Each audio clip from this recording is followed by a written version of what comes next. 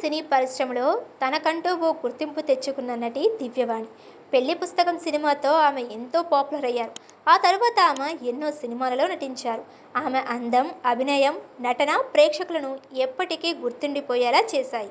ఈమె అసలు పేరు ఉషారాణి. కన్నడ చిత్ర దర్శకుడు ద్వారకేష్ ఈమె పేరును దివ్యవాణిగా మార్చాడు. ఈమె ఇప్పటికే 40కి పైగా సినిమాలలో నటించింది. రాజేంద్ర ప్రసాద్తో వచ్చిన ఎదిరింటి మొగుడు పక్కింటి పెళ్ళాం మూవీతో పాపులర్ అయ్యారు. తాజాగా ఈమె ఓ ఇంటర్వ్యూలో రాజేంద్ర ప్రసాద్పై ఆరోపణలు చేశారు. ఆయన వల్ల కొన్ని సినిమాలు వదులుకోవాల్సి వచ్చిందంటూ ఆమె కామెంట్స్ చేశారు. ఇప్పుడు ఆ వివరాలు చూద్దాం. టాలీవుడ్ సీనియర్ నటి దివ్యవాణి బాపు గారి పెళ్లి పుస్తకం సీరియల్తో ఆమె ఎంతో పాపులర్ అయింది. రాజేంద్ర ప్రసాద్తో తీసిన ఇద్దరు పిల్లల ముద్దుల పోలీస్, ఎదిరింటి మొగుడు పక్కింటి పెళ్ళాం ఈ రెండు మూవీస్ బ్లాక్ బస్టర్ హిట్గా నిలిచాయి. తాజాగా ఆమె ఓ ఇంటర్వ్యూలో రాజేంద్ర ప్రసాద్ను ఉద్దేశించి కామెంట్స్ చేశారు. శుభలగ్నం, మిస్టర్ పెళ్ళాం రెండు సినిమాలు మొదట మిమ్మల్ని అనుకుని తరువాత క్యాన్సిల్ చేయడానికి కారణం ఏమిటి అని యాంకర్ అడగ్గా దివ్యవాణి మాట్లాడుతూ, అప్పుడు ఇప్పుడు సినీ ఇండస్ట్రీలో గొడవలు కామన్గా జరుగుతున్నాయి. బాపు రమణ గారు ఈ అమ్మాయి అయితే బాగుంది అని మిస్టర్ పెళ్ళాం కోసం అన్నారు. అయితే రాజేంద్ర ప్రసాద్ గారు కాదన్నారు. అంతకుముందు ఆయన నాతో 2 సినిమాలు చేశారు.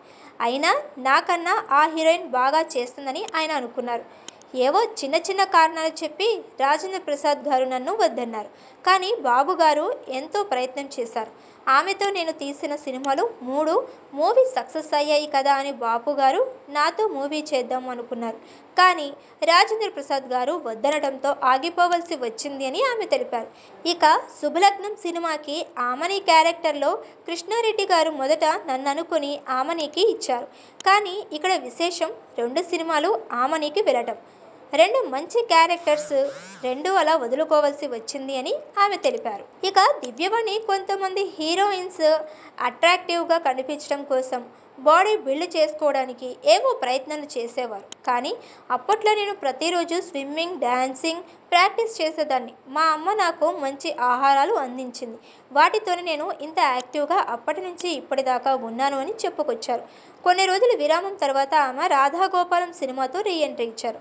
ఆ తర్వాత పంచాక్షరి, వీర, మహానటి వంటి సినిమాలలో నటించి మెప్పించారు.